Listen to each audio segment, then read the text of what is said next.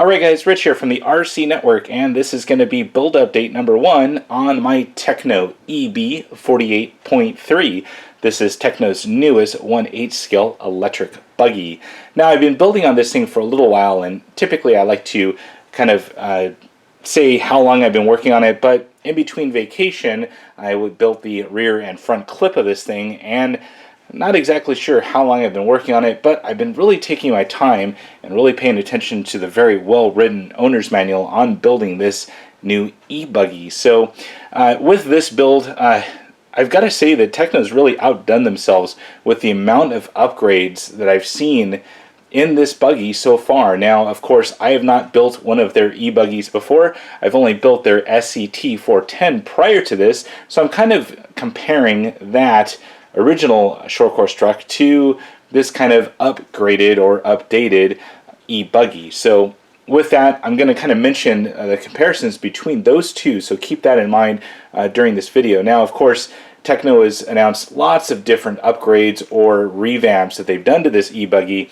and I'm hopefully going to touch on some of those. There's so many of them, I just don't know that I can mention all of them and not forget 1 or 2 or 12. I'm not sure, but there's a lot of updates to this e-buggy.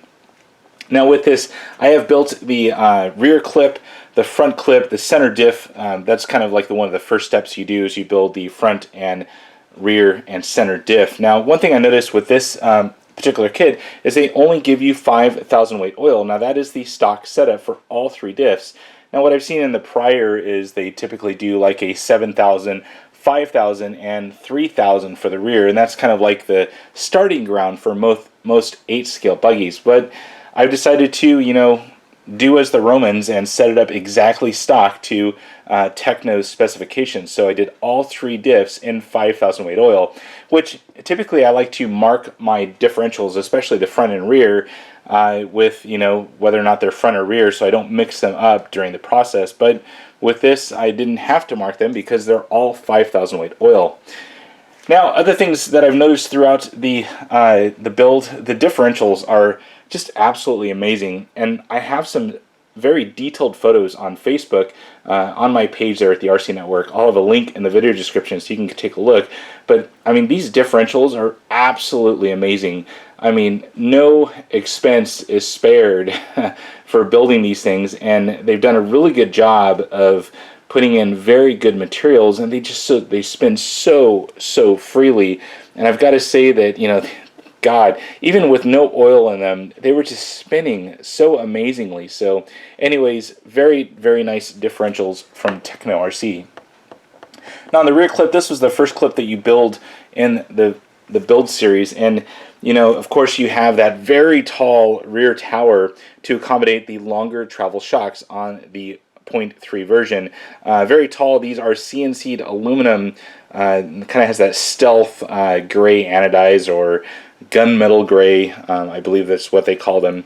Now all of the points for the hinge pins are all upgraded items, so you get all CNC'd machined hinge pin holders on all 4 points of contact, both front and rear, which is very nice. Turnbuckles, they're standard Tekno turnbuckles, same ones that I found on the SCT410. These are 4mm turnbuckles with very large kind of rod ends here, and not my favorite turnbuckle to build. They're very kind of cumbersome and kind of tough to get built, but in the end I'm sure they're going to be perfectly fine.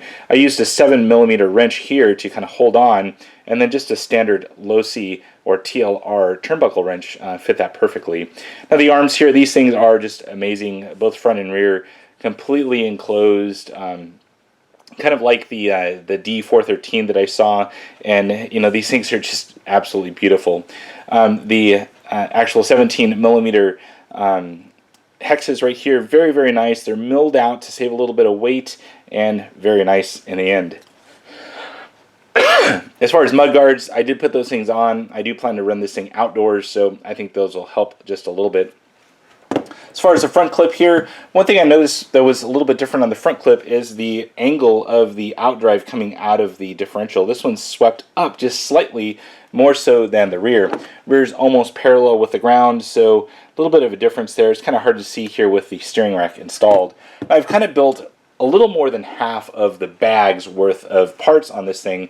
And as far as the parts on the front, very similar to the rear, you do have a smaller or stock size sway bar here, where the rear actually swept all the way around and all the way to the front. I mean, you can kind of see it's almost like a 6-inch or almost 7-inch wide sway bar for the rear, just to get it more onto the end points of the arms, where this one's pretty much the stock as I believe the original EB48. Once again, CNC'd aluminum hinge pin holders, very nice tall shock tower here, once again CNC'd aluminum. You do have the same CVDs on the front as the rear, very, very nice, very easy to build. Throw in some included grease, you're pretty much set to go. I also like how they kind of mark the sway bars here with the weight that they are. I think this one says 2.4 millimeters, so it might be the thickness as well. But all in all, really, really nice here. You can kind of see the solidness of the arms. These things are just super heavy duty. When I built the steering rack, I really noticed, I mean, everything on this thing is upgraded. You have a CNC'd aluminum Ackerman bar. You have CNC'd aluminum steering posts. Also on the underside here of the Ackerman, you have more CNC'd aluminum nuts that go inside there. The post that goes through here, and also the nut for the servo saver, also CNC'd aluminum. So pretty much every upgrade you could get for this thing was included in the box. So very, very nice. And I think I have a little bit of misalignment here of that top plate there. I'm going to have to take a look at that. Maybe it's upside down. I'll have to check it out. Anyways, that'll be for a future update. Maybe I did do that backwards. I'll have to find out. Anyways, body mount here, body mount in the rear. That's for the included Buggy body. And that's basically it. So I thought this was a good stopping point here.